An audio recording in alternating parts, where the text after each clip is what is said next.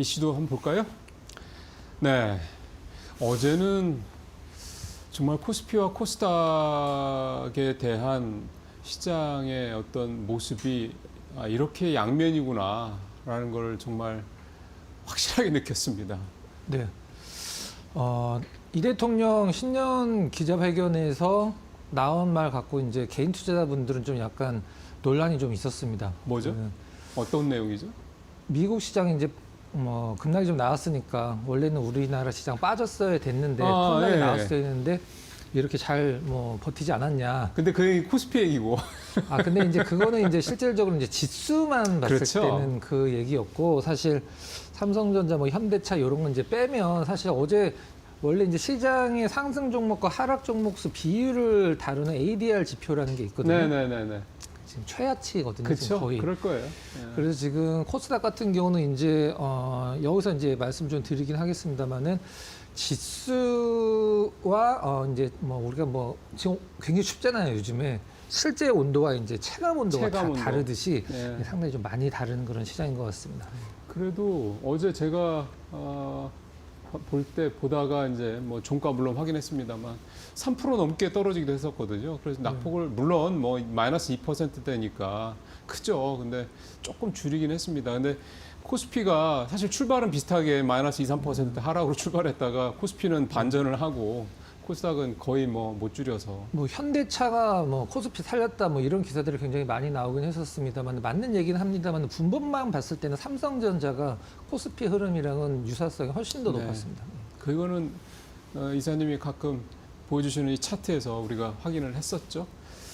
자, 이제 알테오젠 얘기를 해야죠. 어제 코스닥 이렇게까지 사실 낙폭 회복을 가장 못했던 이유는 알테오젠 때문이다라고 봐도 뭐 과언이 아닐 것 같습니다. 두 번째라는 단어가 상당히 많이 기사화가 됐는데요. 이제 역대 두 번째 폭락인 건 맞긴 하죠. 21년도인가 24% 빠진 적도 있으니까. 근데 개인 투자자들이 역대 두 번째로 코스닥을 제일 많이 매수를 했습니다. 어제. 역대 코스닥을. 두 번째 코스닥. 근데 어제 맞아요. 거의 1조 원 가까이 예. 매수를 했는데 거기서 6천억 넘게 매수한 게 알테오젠 한 알테오젠 종목. 한 종목? 네. 그러니까 바이오 투자하시는 분들이 약간 좀 그 차별적인 부분이 있다면서요. 그러니까 바이오 하시는 분들은 바이오를 주로 하신다면서요. 바이오 하시는 분은 네. 삼성이나 뭐 강심장 분들이 좀 많이 그렇게 안 하시죠. 하신다는 얘기를 제가 어느 블로그에서 봤는데 네. 그게 바이오라는 게 이렇게 변동성이 큰데 수익이 나면 확 나는 게 있어서 좀 약간 시쳇말로 얘기를 하면 인이 박히는 거죠. 이게 급등락이 나오니까 어떤 거기에 대해서 카타르시스 같은 걸 이제 느끼는 겁니다. 실질적으로 이제 우리가 보통 뭐 마약 같은 거 할 때도 계속 센 걸로 이렇게 막 간다고 하잖아요. 저는 몰라요. 저도 모르죠. 근데 일단 우리나라 바이오에서 가장 문제시되는 게 사실 그 마일스톤이거든요. 맞습니다. 마일스톤은 공개를 안 하는 바이오 회사들도 있습니다. 예. 계약을 해도 공개를 안 합니다. 네, 그렇더라고요. 그게 이제 알테오젠 같은 경우는 마일스톤이 총 1조 4,700억을 받고 이제 그 다음에 로열티로 보통 5% 정도를 예상을 했는데 이번에 2%로 나오면서 네. 시장에서 확 떨어진 건데 그 경쟁사라고 할 수 있는 할로자임보다 훨씬 낮은 거거든요. 할로자임이 보통 로열티로 많이 받는 쪽에서는 7, 좀 적게 받는데 최하가 3이거든요. 최하가 3입니다. 최하. 그거는 계약을 잘 못한 건가요? 그래서 어제 뭐 여기저기에서 분석 자료가 나왔습니다. 이게 아니다. 마일스톤이랑 로열티 합치면 그래도 이게 어느 정도 되는 거다. 이게 너무 오버해서 떨어진 거다. 아니다. 이게 실질적으로 뭐 시장의 5%가 시장의 기대치여서 이 정도 올라온 건데. 그렇죠. 18년 동안 이제 5% 키투르의 매출의 5%를 받는 건데 영업이익의 5%가 아니라 매출의 5%인데 근데 2%로 50% 이상 깎였기 때문에 말이 많았습니다만 시장은 사실 주식하시는 분들 중에 이런 분들이 있어요. 시장이 틀리고 내가 맞다라고 생각하시는 분들이 있거든요. 있죠. 만약에 내가 어떤 종목을 컨택을 했는데 그게 나는 올라갈 거라고 했는데 막 떨어져. 그러면은 이 시장이 잘못됐네. 그렇죠. 라고 생각을 하는 분들이 계시거든요. 예, 이게 절대 잘못된 건데 시장은 항상 옳거든요. 근데 일단 어제 매수가 너무 많이 들어왔고 알테오젠에 대한 실망감이 단기간에 끝날 이제 증권사에서 벌써 이 목표가 하향 리포트들이 막 그렇죠. 나왔습니다. 그래서 저는 어제 이제 위원님의 평가에 비할 바는 아닌데 저는 그냥 어제 무슨 생각이 들었냐면 요 전에 알테우전의 그 새 대표죠. 그 양반이 이번에 조단위급의 뭐 네, 에로가 좀 약간, 라이센스 아웃이 네, 있을 거다라는 약간 뉘앙스 얘기를 했기 때문에 근데 실제로는 4천억인가 3천억 되었고 4,100억 정도. 네. 그렇죠. 이번에 두 번째 이 로열티 건도 그렇고 그러니까 이게 뭐냐면 저는 그냥 느꼈던 게 신뢰감이 좀 약간 무너진 게 아닌가. 이를테면 그 박 회장님 그 오너가 이제 전문 경영한테 넘기고 이제 본인은 이제 다른 이제 그 뭐 기획이 뭐 하여간 그 오너로서 역할을 하겠다 이렇게 하면서 이제 물려줬는데 그 상황에서의 어떤 시장에서의 신뢰감이 이렇게 좀 약간 꺾인 게 아닌가라는 생각이 들어서 저는 그것도 네. 그렇긴 합니다만 경쟁사 대비해서 로열티가 좀 낮다라는 그러면 부분이 당연히 그게 있죠. 좀 네. 문제가 될 것 같습니다. 네. 이게 한번 이게 신뢰가 한번 깨지면 참 이걸 회복하는 게 어려운데 결국은 이제 나중에 수치로 네, 맞습니다. 그걸 좀 회복을 해야죠. 뭐 그렇게 할 거라고 생각을 합니다. 네. 고환율 고진년 대통령. 대통령이 여러 얘기를 했어요. 특히 환율 관련돼서도 네. 조만간 뭐 1,400원대 전후가 될 거다. 아예 이렇게 참 이 대통령이 이렇게 환율을 이렇게 얘기하는 것도 참 역대 처음일 것 같긴 한데 어쨌든 이 대통령이 그렇게 얘기를 했습니다. 이 환율 이제 뭐 1,400원이라는 부분과 이제 시기까지 콕 집어갖고 네. 말씀을 하신 부분이 있는데 지금 제가 봤을 때는 한 뭐 2달 뭐 내외라고 약간 그런 뉘앙스였던 걸로 기억을 하는데 한 세 달이 될 가능성이 좀 높긴 합니다. 실질적으로 이제 그 국채 지수가 이제 4월달에 이제 편입이 되니까 그 부분이 이제 그렇죠. 상당히 2, 3, 좀, 4, 한 네. 4월 정도, 네. 3개월 되네. 그게 가장 이제 뭐 근사치에 가까운 부분이기도 하고 여기서 좀 나온 얘기 중에 뭐 환율이 곧 잡힐 거다라고 이제 한 부분 중에 뭐 대통령이 직접 그런 부분을 뭐 언급을 했는지는 제가 모르기는 하겠습니다만 이제 서학개미들 자금이 거의 다 이제 소진이 뭐 됐다 뭐 이런 내용도 나오긴 했습니다. 그리고 국민연금이 해외 투자에 대한 어떤 부분을 좀 약간 줄이고 이제 국내 투자를 조금 더 늘리는 방향으로 뭐 가겠다. 그다음에 경상수지 이 성장만 봤을 때는 뭐 지금 원화 가치는 뭐 너무 뭐 저평가가 돼 있다 이런 부분들이었던 것 같습니다. 네. 사실 그거 그러니까 펀더멘탈 이야기는 맞아요. 근데 지금은 이제 멘탈 이야기, 그러니까 펀더멘탈이 아니라 멘탈 이야기 이제 원화 가치에 대한 부분. 사실 그리고 또 여기가 지금 최근에 원화율이 또 많이 올랐던 이유는 엔화 영향도 좀 크거든요. 네. 사실. 그러니까 환율이라는 게 뭐 잘 아시다시피 우리 혼자 뭐 독립적으로 이렇게 움직일 수 있는 게 아니기 때문에 그런 부분도 있습니다. 네. 근데 WBGI 거는 대통령도 굉장히 좀 기대를 하는 모양이네요. 또 이 금리 이제 이건 우리나라 얘기고 유럽에서 이제 미국 국채랑 이제 자산 매도 얘기가 뭐 나오고 이번에 있는데 한참 붙었을 때 그 얘기 나왔죠. 네, 한 4천조 원 정도. 8조 달러래요. 네, 이제 영국 빼고서 이제 1경 4천조 원이라고 이제 얘기를 하는데 우리 돈으로. 예, 예. 이게 사실 뭐 미국 국채 팔기 시작하면은 뭐 금리 뭐 가만히 있겠습니까? 박살 나죠. 급등하고 네. 주식 시장이 굉장히 지금 주식 시장은 조그만 어떤 노이즈를 찾고 있는 듯한 느낌도 좀 약간 들거든요. 뭐 하나만 나오면 이제 차익 실현 해버리겠다 뭐 그런 느낌. 그럴 수도 있죠. 그래서 그 부분들도 좀 계속 지켜봐야 될 것 같습니다. 네. 예, 다른 업무는 7월 뒤로 한국거래소의 무리수 이거는 24시간 거래 그거 얘기하는 것 같은데요? 네. 이렇게 뭐 오더 비슷하게 좀 내려왔다라고 합니다. 사실 6월 말로 지금 준비를 하고 있다. 7시서부터 이제 저녁 8시까지 거래를 한다라고 해서 네. 그 6월 말에 오픈을 준비를 하고 있는 상황인데 실질적으로 이제 이 뉴스 타이틀이 원래는 이 타이틀이었었는데 바뀌었어요. 이게 좀 약간 너무 좀 센 듯한 느낌으로 바뀐 것 같은데 7월 뒤로 다 미뤄라 이런 내용은 이제 기사 내용에 있긴 합니다만 여기서 넥스트레이드가 또 맞불을 또 놨죠. 네, 7시까지 걔네들 내린다고 그러대요. 네, 우리도 그럼 7시서부터. 근데 네.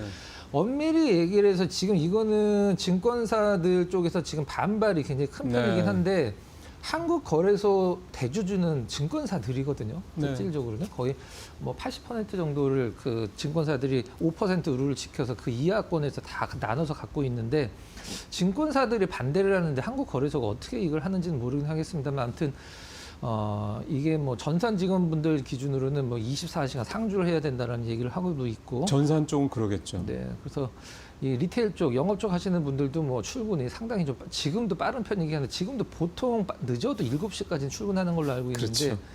더 빨라질 것 같습니다. 네. 그래도 한국건에서는 연봉이 세요. 그렇죠. 네. 근데 이제 이게 예를 들어 24시간 거래를 이제 사실은 이제 한다라고 쳤을 때 우리 뭐 뉴욕 시장 다 이제 뭐 전 세계 주식이 다 뭐 24시간 거래가 된다고 했을 때 내가 24시간 거래를 할 수 있냐라는 거예요. 목표 네. 못 하잖아요, 물리적으로. 네, 못하고 그때도 말씀드렸습니다만 차트는 본장 기준으로만 네. 정해지기 때문에 아, 그러면 그 그, 외에는 말씀을 하셔서 네. 저도 여쭤보려고 하는 건데 지금은 9시부터 3시 반 네. 이게 본장이잖아요. 네, 네. 이게 거래소 거를 네, 기준으로 네, 하는 네. 거고. 그럼 거래소가 만약에 7시부터 8시까지 한다 그러면 그게 본장이 되는 거 아닙니까? 그건 풀이장이죠. 풀이장. 그러면 그거는 프리와 네. 애프터고 네. 결국 본장은 지금처럼 네. 09시부터 15시 30분까지 요거로 네. 보면 된다. 네.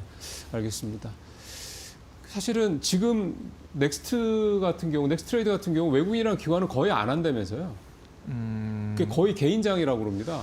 출퇴근하시는 직장인 분들이 많이 쓰시는 것 같고요. 네. 지금 뭐 40% 정도를 뭐 점유를 하고 있기 때문에 예. 무시를 못 하는데 사실 예.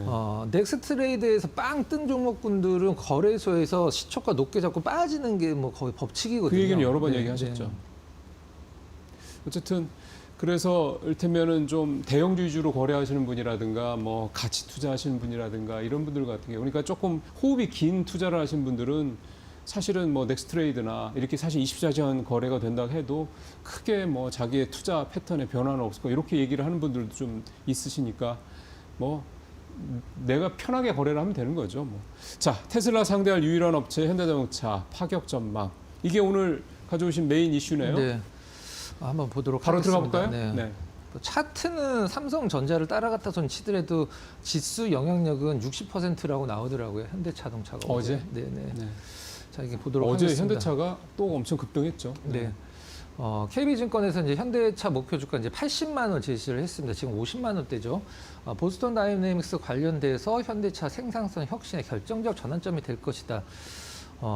일단은 차를 잘 만드는 게 우선시 돼야 될 것 같습니다. 사람들이 사고 싶은 차를 만드는 거, 차를 싼 값에 어떤 뭐 효율적인 것보다도 왜 80만 원인가 산정 기준을 보도록 하겠습니다. 시가총액 이제 164조 원을 이제 제시를 했는데요.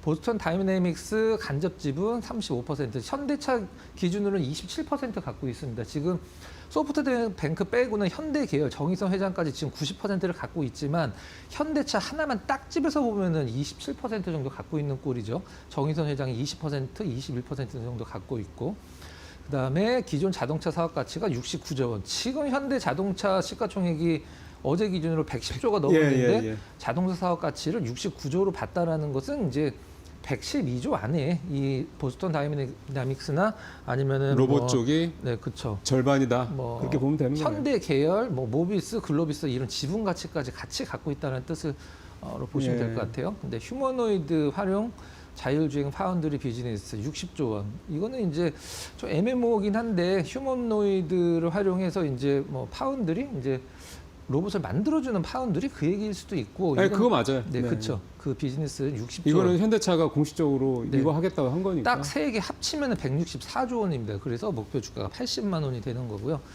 테슬라 상대할 유일한 업체 이제 로봇의 이 몸뚱아리는 사실 별게 아닙니다. 로봇은 소프트웨어가 제일 중요하죠. 제미나이로 인해서 이제 어떤 이 아틀라스의 두뇌를 좀 만들겠다. 그다음에 현대차 공장의 방대한 이제 데이터 이게 사실 굉장히 중요하긴 합니다. 그러면 네. 전기차로 넘어오면서 사실 이게 좀 약간 내연기관에서 이게 상당히 중요했었는데 전기차로 넘어오면서 많이 좀 퇴색이 됐죠. 네, 경영진의 빠른 의사결정 구조와 양산 역량해서 80만 원. 이 마지막 거에는 정의선 회장에 대한 시장의 그런 어떤 신뢰감, 그거가 핵심이라고 봐야 되겠네요. 그 포티투다 송창현 송 대표 전 대표. 때문에 그 정의선 회장이 완전 극대노했다라는 보도가 그 얘기도 있었는데 화제가 됐었습니다. 네. 이게 돈을 그렇게 냈는데 뭐 중국 거를 사다가 쓰자고 얘기를 하니까 샤오펑 건가요? 네. 거기가 쓰다. 그러니까 원래 그 포티투닷을 이제 인수를 해서 했던 이유도 독자적인 모델을 만들어야 된다라는 생각 때문에 그럼요. 했던 네, 건데 네, 네. 그렇게 해서 했는데 결국 결론이 중국 갖다 씁시다 이거다 보니 이게 확 돌죠 사람이.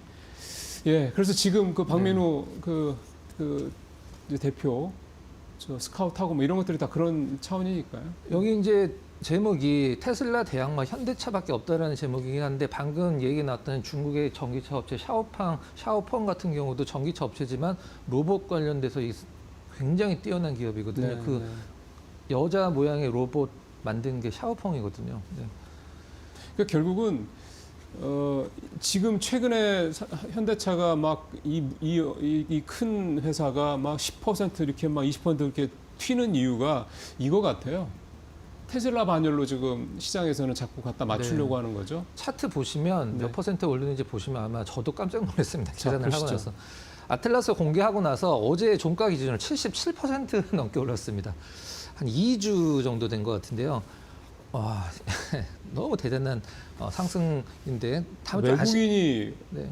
확 파네요. 아쉬운 것은 이 아틀라스 공개하고 나서부터 외국인들은 글쎄요, 외국인이 계속 줄 매도입니다. 파네요. 네. 계속 줄 매도고 어제 기준으로 이제 기관이 상당히 많이 매수가 들어왔는데 외국인들 같이 좀 샀으면은 사실 뭐 굉장히 더 많이 올라갔을 것 그러겠죠. 같긴 합니다만은 2주 동안 10거래일 동안 77%를 현대차가 올랐다라는 게 정말 뭐 너무 대단하고 현대차 주주분들이 너무 기뻐하실 것 같습니다. 예. 자, 더 뭐 추가하실 말씀 네, 없습니다. 없습니다. 예. 그 외국인이 저렇게 급격하게 파는 게 어쨌든 예. 조금 걸리긴 합니다. 좀 보시죠 또. 파는데도 불구하고 올라갔다는 올라간다는 게 뭐 얘기는 반대로 생각하면 지금 개인하고 더 기관인이 대단하죠. 산다는 네, 얘기잖아요. 네. 그죠? 우리 좀 개인 투자자분들이 현대차의 저 테슬라급 반열 네. 요거에 굉장히 좀 열광을 하시는 것 같습니다. 자, 오늘 관심 좀 가보겠습니다. HS 효성 첨단 소재. 네. 방송에서 거의 뭐 회자가 안 되는 종목 중에 한 종목인데요. 수급은 지금 굉장히 좀 좋습니다. 일단 타이어 코드, 스틸 코드, 에어백용 원사, 이제 탄소섬유 만드는 기업인데요. 타이어 코드는 뭐냐면 타이어 이 펑크 나신 분들은 아마 아실 겁니다. 그 타이어 심? 안에 심? 실 같은 걸로 막 이렇게 천 같은 게 막 들어있습니다. 네. 그게 타이어 코드고 그 안에 네. 철사 같은 게 들어있는 네. 게 스틸 코드고요. 이제 뭐 그걸 다 하는군요. 네, 그거 다 하는 기업이고 이제 베트남 쪽에 이제 탄소섬유 공장을 이제 신규를 만들었는데 이게 올해 어떤 그 실적 개선의 주요 포인트라고 이제 시장은 좀 보고 있는 상황이고 악성 이제 재고 뭔가 제품을 만드는 기업들은 재고가 항상 문제입니다. 반도체 기업들도 실적이 나빠질 때 항상 재고 때문에 그런 거죠. 작년 하반기 때 이제 재고가 다 이제 처리가 마무리가 됐고 올해 1분기에 일단 뭐 전년도 대비해서 영업이익이 한 50% 정도 어우, 실적이 개선되는, 굉장히 좋아지는군요. 465억 정도 나올 것으로 이제 보고 있고요. 겨울에는 아무래도 이제 뭐 타이어 쪽이 좀 약간 비수기긴 한데 이제 2분기 들어서면서부터 네, 계속적으로 네, 좀 네. 약간 실적이 그 뭐 매년 같은 얘기긴 합니다. 실리콘 응응제 얘기는 굳이 말씀을 드리지는 않을게요. 실리콘 응응제 관련돼서 효성이 굉장히 좀 적극적으로 나서고 있는데 유미코는 이제 그 우리나라 에코프로 있기 전에 전 세계 그 2차 전지 양극재 1위 기업이 이제 유미코였죠. 그 유미코가 지금은 이제 에코프로나 LNF 때문에 많이 내려가긴 했습니다만은 이 유미코 자회사 인수를 해서 이제 실리콘 응급제 사업한다는 건 이제 작년 말에 많이 좀 나왔던 이게 부분이 물건이 좀 나와요? 한다는 거예요. 이제 물건이 지금 유미코- 나오고 있는 거를 이 실리콘 응급제 만들고 있는 거를 한다라고 작년 말 아. 11월 달쯤에 나왔습니다. 네. 어제 효성 TNC인가요? 그 회사 상한가를 저희 관심주에서 한번 좀 소개를 했었죠. 시켜드렸던 기록을 부분이죠. 했는데 그게 결국 턴어라운드잖아요. 네네. 이 회사도 이런 내용이라면 턴어라운드로 봐야 되는 거네요. 네. 자, 차트 보겠습니다. 차트 간단히 보도록 하겠습니다. 좀 오르긴 했네요. 네. 뭐 올랐지만 사실 전고점 수준이긴 한데 그러게요. 네. 이게 일봉인데요. 그 주봉으로 한번 봐보시면 바닥을 완벽하게 잡아서 이렇게 올라가는 정말 좀 약간 그 바닥권 매수 좋아하시는 분들이 보고는 안 사기 힘들 정도의 굉장히 이쁜 차트를 주봉이나 월봉에서 보여주고 있거든요. 이제 일봉 차트 보시면 상당히 좀 다이나믹해 보이긴 합니다만은 길게 봤을 때는 이 최근의 급등이 전혀 부담스럽지 그렇죠. 않은 자리다라고 보시면 될 것 같습니다. 턴어라운드 종목은 일봉이 아니라 진짜 주봉이나 뭐 어쨌든 월봉 이렇게 보시는 게 맞죠. 네. 요즘에 화학 쪽 분위기가 뭐 혹시 이 스페셜티 쪽입니다. 범용 쪽은 아직은 좀 힘든 것 같고 스페셜티 쪽으로는 좀 좋아지는 게 분명히 좀 보입니다. 오늘 말씀 잘 들었습니다.